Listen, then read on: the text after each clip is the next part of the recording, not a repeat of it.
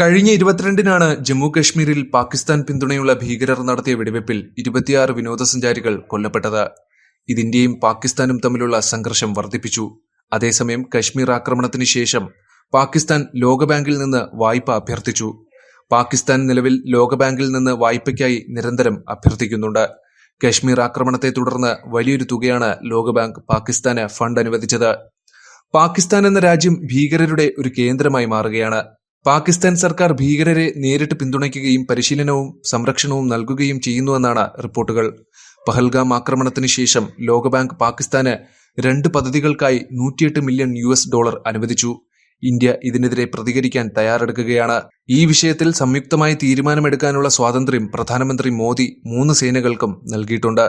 ആക്രമണത്തിന്റെ സമയവും സ്ഥലവും ബന്ധപ്പെട്ട സേന ഉടൻ തന്നെ തീരുമാനിക്കുകയും പാകിസ്ഥാനിലേക്ക് നോക്കുകയും ചെയ്യും. ഇത് മനസ്സിലാക്കി ഇന്ത്യയുടെ ആക്രമണത്തിൽ നിന്ന് രക്ഷപ്പെടാൻ ആവശ്യമായ നടപടികൾ പാകിസ്ഥാനും സ്വീകരിക്കുന്നു. അതിർത്തിയിൽ സൈന്യത്തെയും റഡാറുകളെയും വിന്യസിച്ചിട്ടുണ്ട്. പാകിസ്ഥാന്റെ സാമ്പത്തിക സ്ഥിതി ഇപ്പോൾ വളരെ മോശമാണ്. അത്തരമൊരു പരിതസ്ഥിതിയിൽ പാകിസ്ഥാൻ എന്തൊക്കെ മുൻകരുതലുകൾ സ്വീകരിച്ചാലും ഇന്ത്യ ആക്രമിക്കുമ്പോൾ അത് കൂടുതൽ ബാധിക്കപ്പെടും. പാകിസ്ഥാൻ ഇപ്പോഴും ഉദ്യോഗസ്ഥരുടെ നഷ്ടം, അടിസ്ഥാന സൗകര്യങ്ങളുടെ നാശം, സാമ്പത്തിക ചെലവുകൾ എന്നിവ നേരിടുകയാണ്. നിലവിൽ സാമ്പത്തിക പ്രതിസന്ധിയിൽ അകപ്പെട്ടിരിക്കുന്ന പാകിസ്ഥാന് അതിനെ മറികടക്കുക ബുദ്ധിമുട്ടുള്ള കാര്യമാണ്. ഇതുമൂലം പാകിസ്ഥാൻ ഭയന്നു വിറയ്ക്കുന്ന സാഹചര്യത്തിലാണ്. ഈ സാഹചര്യത്തിൽ ലോകബാങ്ക് പാകിസ്ഥാന് $108 മില്യൺ അനുവദിച്ചു. പാകിസ്ഥാനിലെ ഖൈബർ പഖ്തൂൺഖ്വ പ്രവിശ്യയിലെ 2 പദ്ധതികൾക്കായി ചെലവഴിക്കുന്നതിനാണ് ഈ ഫണ്ട് അനുവദിച്ചിരിക്കുന്നത്. ഇതിനർത്ഥം ലോകബാങ്ക് പാകിസ്ഥാന് ആകെ $108 മില്യൺ അനുവദിച്ചു എന്നാണ്. അതായത് ഇന്ത്യൻ കറൻസി 917 കോടി രൂപ.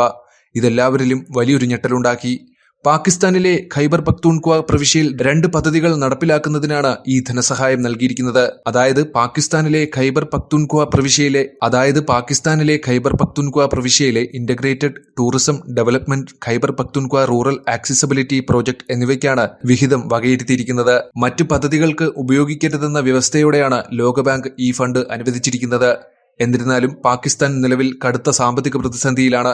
ഒരു വശത്ത് ബലൂചിസ്ഥാനിലെ ജനങ്ങളും പാകിസ്ഥാൻ സർക്കാരും തമ്മിൽ ആന്തരികമായി സംഘർഷമുണ്ട്. മറുവശത്ത് ഇന്ത്യയും പാകിസ്ഥാനും തമ്മിൽ ഒരു സംഘർഷമുണ്ട്. അത്തരമൊരു സാഹചര്യത്തിൽ പാകിസ്ഥാൻ ഈ പണം സൈന്യത്തിനായി ഉപയോഗിക്കാനാണ് സാധ്യത. ഇത് സംഭവിച്ചാൽ ഇന്ത്യക്ക് പ്രശ്നങ്ങൾ നേരിടേണ്ടി വന്നേക്കാം. മാത്രമല്ല പാകിസ്ഥാൻ തീവ്രവാദികളെ പിന്തുണയ്ക്കുന്നതിന് പരിശീലനം നൽകി വരികയാണ്. അതുകൊണ്ടാണ് പഹൽഗാമിൽ ആക്രമണം ഉണ്ടായതും. പാകിസ്ഥാൻ പിന്തുണയുള്ള ഭീകര സംഘടനയായ ദ റെസിസ്റ്റൻസ് ഫ്രണ്ട് ഈ ആക്രമണത്തിന്റെ ഉത്തരവാദിത്തം ഏറ്റെടുത്തു. എന്നാൽ ഇത് പരിഗണിക്കാതെയാണ് ലോകബാങ്ക് പാകിസ്ഥാന് ഫണ്ട് അനുവദിക്കുന്നത് എന്നത് പലരിലും അമ്പരപ്പുളവാക്കിയിട്ടുണ്ട്.